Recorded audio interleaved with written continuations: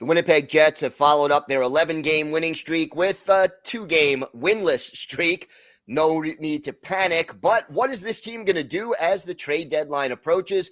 Harrison Lee of Locked On Winnipeg Jets has that and a lot more coming up next on today's Locked On NHL Podcast.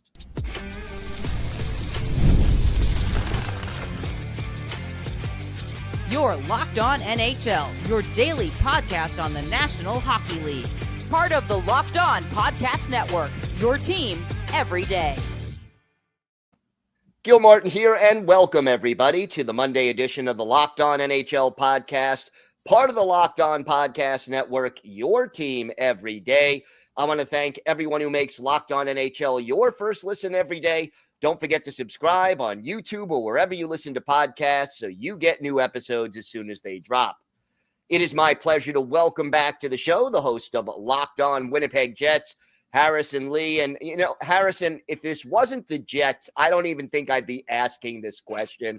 But the team wins 11 straight. They are now winless in their last two, although they did get a point in their last game. Is this just sort of a natural letdown, or is there any concern about this little mini 2-game drought? Winnipeg predictably is currently on fire, so I'm sure everyone has lost their minds. I think there are some interesting things about the way that they've played the last few games that have kind of been lingering issues for a while now, and maybe it's just the power play finally not scoring like 3 times every game. It might surface some things about how the team's constructed. I think the biggest thing, the Jets are still grappling with is that at 5v5, they're a good team.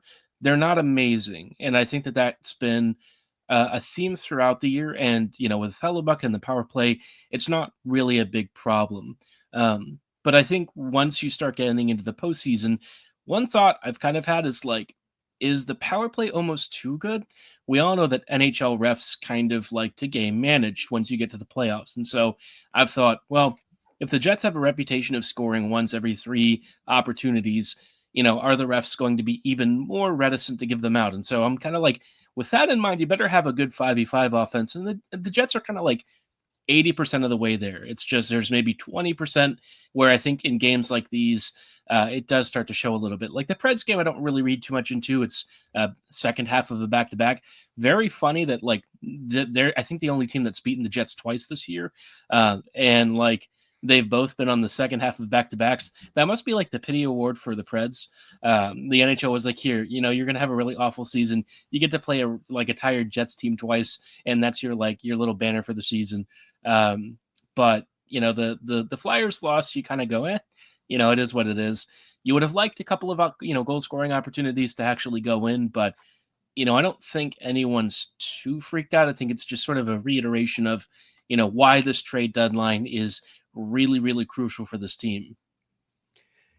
I almost, again, feel embarrassed asking this, but, second in the league right now in goals scored, first in the league in goals against, as you alluded to, number 1 on the power play. The penalty kill is just average. It's 14th in the league. Any thoughts on needing to improve that, or is the team okay with the PK as it exists right now? I think the PK won't improve until the personnel improves. And so, they like to be an aggressive unit. They like to attack the puck carrier, cut off space, and limit time for opposing structures to set up. But the problem is that they don't really have guys who are fast enough to disrupt those. And so I think, being middle of the road is kind of okay this year. I think one of the big things that really helps the Jets, and maybe what I sort of underestimated, is how bad everyone else is. I just look at the competition and I'm like, man, this is like the year of mid. If you have an average team, you are feeling pretty good, because if you have a good trade deadline, you could be in one of the top end contender rankings. I mean, there's just not that many great teams out there. So I think you're allowed a few more, I guess you can call them concessions or maybe some sins than you'd typically be allowed in other seasons. I think the PK worries me less than the 5v5 stuff, but it's not great. So pending how they approach this trade deadline, they could kind of address some of it, but I don't think it's ever going to be better than 12th or 10th. I think at this point, it is kind of what it is. What are the biggest concerns for this team heading into the trade deadline? Well, I think the market prices so far have been a little quirky. Gustav Nyquist for like a second rounder is not great. It's hard to say that the Jets are going to like break the vaults, but I do feel like if there was ever a year where Winnipeg is going to swing, it's going to be this year. And with the market kind of being a little hard to predict, I sort of wonder if the Jets get a bit spooked by prices and kind of back off this big swing. But I think they do recognize that this team needs a little bit of extra juice. I mean, they're close. They tick off a lot of the right boxes. The depth lines are fantastic. Your power play is top tier. Your goaltending is historically great. So you're not really too worried about a lot.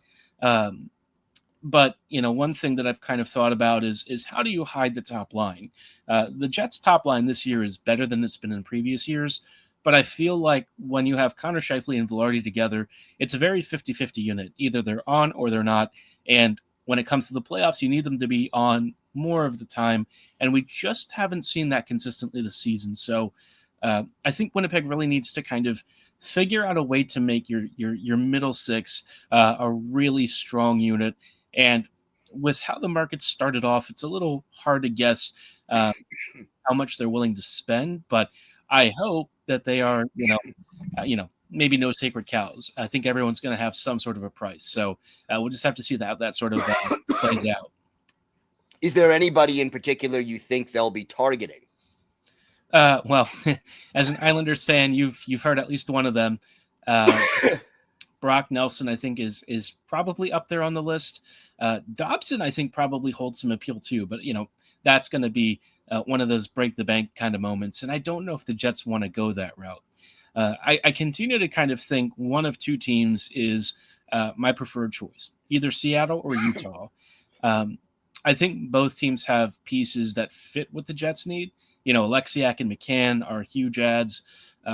From Utah, I sort of wonder how much they love guys like Dirtsey and Schmaltz, maybe in that sort of tier, Barrett Hayton. There's guys out there that I think you can do reasonable packages for, but oftentimes the Jets sort of do this thing where they're like, well, we'll pretend we're really interested in Scott Lawton, but really we have this side deal that we're working on. So I kind of feel like that's maybe a direction they go. It wouldn't shock me if the market just absolutely tanks and everything's gone to crap, that Lawton and maybe Ristolainen become the additions by like there not being better options. But I think that would be like a worst case scenario for the Jets. Probably not what they're planning for. What do you think they're looking to give up in exchange? I think ideally, you're looking at Barlow and DePick and maybe a roster player as kind of being your starting package for a bigger player, a bigger name, maybe one with term. I think they're willing to add 4 or 5 pieces together. They don't really seem to want to touch Lambert. If Barlow's the name that's going out there, they view Lambert as pretty critical to the future. So I don't think Brad's really in the conversation. I haven't heard anything about Shibrikov being linked either. I did see something really funny. Apparently, Reshevsky was called one of the Jets' top prospects. I'm like, did they get the name wrong? Did they just confuse the 2 Russian wingers? But entirely possible. But I think for Winnipeg, they always like to operate on the budget with their trade packages. And last year was like a first and a second plus like 1 or 2 odds and ends for Toffoli and Monahan, which, I mean, they were slow as heck, but they were good for, the price. And so you couldn't really complain. I think this year they're going to have to do a little more. I think they've probably told Helly and Scheifele they're going to be more aggressive, and they keep saying that they're doing a lot of discussions and conversations. And so I think now the question just becomes, can they convince a couple of guys who are maybe on the bigger side to maybe waive some of their trade protections? If that's a thing that they can pull off, I think they'd have more ability to spend assets and really bring in somebody who's got maybe 2 to 3 years of term. I think that's probably an ideal spot for them up front. On the back end, I think they're probably looking more on the depth defender side. Going to be interesting. I know this week will not be dull in Winnipeg or anywhere else for that matter. Harrison, why don't you tell our viewers and our listeners where they could find the podcast and where they could find you on social media? We are at Locked On Winnipeg Jets, which is on YouTube and all of your favorite podcasting platforms. You can find me on social media at HLLivingLoco and at LO_Winnipeg Jets. All right, Harrison, thank you so much. Thanks. Have a good one. Today's episode is brought to you by Wonderful Pistachios. Looking for a snack that's both delicious and nutritious? Crack into a good source of protein with Wonderful Pistachios. Wonderful Pistachios is one of the highest protein nuts. Each 1 ounce serving has 6 grams of protein, giving you over 10% of your daily value. Plus, they're packed with fiber and better for you unsaturated fats to help keep you feeling fuller longer. Personally, I love the no-shells variety. It's the perfect grab-and-go snack for busy days. Whether I'm snacking at my desk, on a road trip, or just need a quick protein boost, they're always my go-to. And if you love cracking open every shell for that satisfying crunch, the in-shell options are a classic favorite. So get snacking and get cracking with the snack that packs a protein punch. Visit wonderfulpistachios.com to learn more. That's wonderfulpistachios.com.